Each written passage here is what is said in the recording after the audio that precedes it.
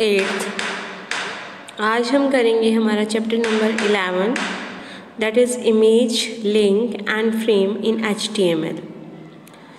Firstly, we go through introduction. You have learned about list and table in HTML. आपने list और tables के बारे में already आप पढ़ चुके हैं और लैब में भी प्रैक्टिकल करके देख चुके हैं। We also discussed various property related to creation of list and tables. Now let us learn how to insert image, link and frames.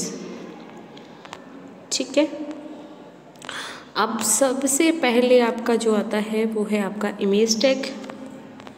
ठीक है, और इमेज टैग में देखिए सबसे पहले इमेज टैग होता क्या है, उसकी प्रॉपर्टीज़ क्या होती हैं उसके बारे में पढ़ेंगे हम। Image tag, you must have seen web pages with many pictures. आपने वेब पेजेस पे बहुत सारी पिक्चर्स देखी होंगी। You can use image tag यानी IMG tag to add pictures in web pages. आप वेब पेजेस पे पिक्चर कैसे ऐड कर सकते हैं? With the help of IMG tag. ठीक है, it is an empty tag. Empty tag कौन सा होता है? जिसका ऑन टैग तो होता है बट ऑफ टैग नहीं होता है, that is image tag. Image tag क्या है आपका? एम्प्टी टैग है। और एम्प्टी टैग क्या होता है? जिसका ऑन टैग होता है बट ऑफ टैग नहीं होता है, क्लोजिंग टैग नहीं होता है इसका। नेक्स्ट हम आ जाते हैं इसके एट्रीब्यूट्स पर। इमेज टैग के एट्रीब्यूट कौन कौन से होते हैं? फर्स्ट इज सोर्स यानी SRC। सोर्स क्या करता है?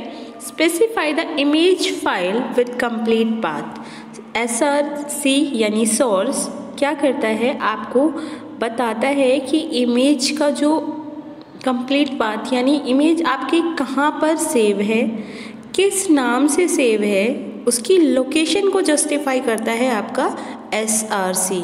यहाँ पे देखिए इसका इस तरीके से सिंटेक्स राइट किया जाता है। ING एंगुलर ब्रैकेट्स का यूज़ किया जाता है एंड डबल कोट्स एंड उसके बाद आपका क्या रहेगा, जो कि आपकी इमेज का कंप्लीट पाथ होता है। जिस लोकेशन पे आपकी इमेज सेव होती है वो ये देखिए, ये तो है आपका यहाँ पे D है तो D ड्राइव में सेव है और आपकी इमेज का क्या नाम है?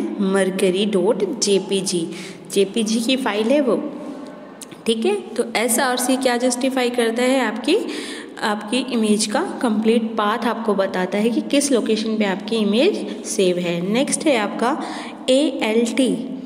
ठीक है, ऑल्टरनेट आपका देखिए ये क्या करता है? ऑल्ट जो एट्रीब्यूट है आपका, specify the text to be displayed if the image is not present और browser not display the image. क्या होता है, कभी कभी हमारी नेट कनेक्टिविटी स्लो हो जाती है तो वहाँ पे क्या होता है, कभी कभी हमारी इमेज प्रॉपरली डिस्प्ले नहीं हो पाती तो वहाँ पे इमेज का नेम डिस्प्ले होता है जस्ट। ठीक है, वहाँ पे सिर्फ इमेज का नेम डिस्प्ले होता है। वो किसकी हेल्प से होता है? ALT की हेल्प से यानी अल्टरनेटिव की हेल्प से। वो किस तरीके से होता है? यहाँ पे देखिए इमेज टैग यानी आपने इमेज सोर्स, उसका आपकी इमेज का कंप्लीट पाथ तो आपने डाल दिया, उसके बाद है आपका ALT is equal to change आपने रख दिया या फिर आपका मरकरी ही लिख दो तो आपकी इमेज कभी कभी डिस्प्ले नहीं होती, वहाँ पे वो टेक्स्ट डिस्प्ले होता है। वहाँ पे क्या डिस्प्ले होगा? जब आपकी इमेज डिस्प्ले नहीं होगी तो वहाँ पे चेंज लिखा हुआ होगा आपके सामने। ठीक है, तो इस तरीके से आपके दो एट्रीब्यूट हो चुके हैं। First is source, second is alternative. ठीक है, नेक्स्ट है आपका अलाइन। अलाइन क्या करता है? ये देखिए, align specify the alignment of image. आपकी इमेज किस डायरेक्शन में जाएगी, किस डायरेक्शन में आप उसको अटैच करना चाहते हैं, ये आपकी अलाइनमेंट का वर्क होता है। ये क्या करती है? देखो, specify the alignment of image with the respect to the text around it. जो इसके चारों तरफ आप टेक्स्ट राइट करते हैं और उसकी इमेज की अलाइनमेंट जो होती है उसको किस तरीके से इमेज को शो करना है वेब पेज में, वो सब किसकी हेल्प से एडजस्ट किया जाता है? आपकी अलाइनमेंट की हेल्प से। फर्स्टली टॉप, कि टॉप पे कितना स्पेस होना चाहिए, ठीक है। बॉटम में कितनी अलाइनमेंट होनी चाहिए आपकी इमेज की, लेफ़्ट साइड कितनी अलाइनमेंट होनी चाहिए, राइट साइड कितनी अलाइनमेंट होनी चाहिए, और मिडल में कितनी अलाइनमेंटेशन होनी चाहिए, वो सब इन टैग्स की हेल्प से, इन एट्रीब्यूट की हेल्प से आप कर सकते हैं इमेज में।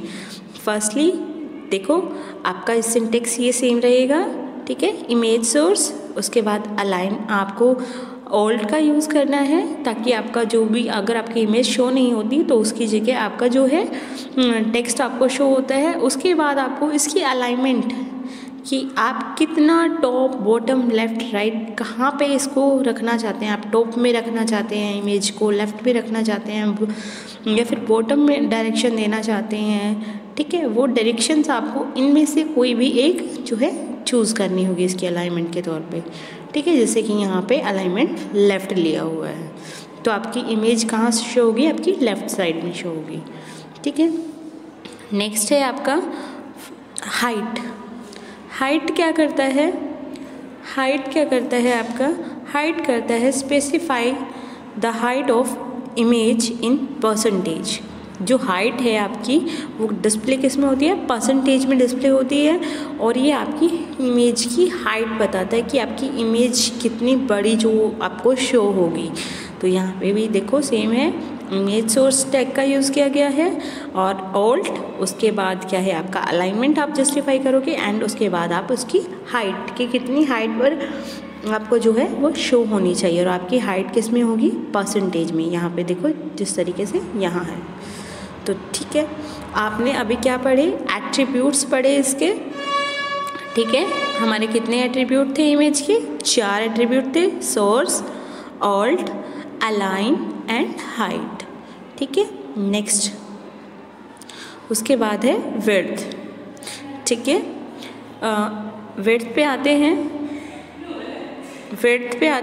विड्थ क्या करता है? आपकी इमेज की विड्थ कितनी होगी उस चीज़ को स्पेसिफाई करता है ये, और विड्थ भी आपकी परसेंटेज में ही डिस्प्ले होती है। तो देखिए इमेज सोर्स और उसके बाद विड्थ की वैल्यू भी आपकी किस में होगी? परसेंटेज में होगी।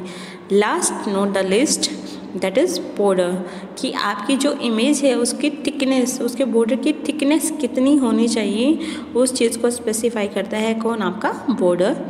इमेज, फिर उसके बाद बॉर्डर की वैल्यूज़ जो है without any percentage, without any sign, just आपको नंबर वैल्यू डालनी होती है। जैसे यहाँ पे बॉर्डर इज इक्वल टू 5 डाला हुआ है, ठीक है।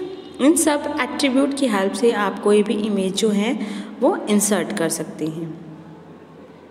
You can also insert image in a table cell. आप एक टेबल सेल में भी इमेज जो है इंसर्ट कर सकते हैं using source attribute of the table tag. Table tag के सोर्स एट्रीब्यूट का यूज़ करके आप एक टेबल सेल में भी इमेज इंसर्ट कर सकते हैं, जैसे कि यहाँ पे की गई है, ये टेबल बनाई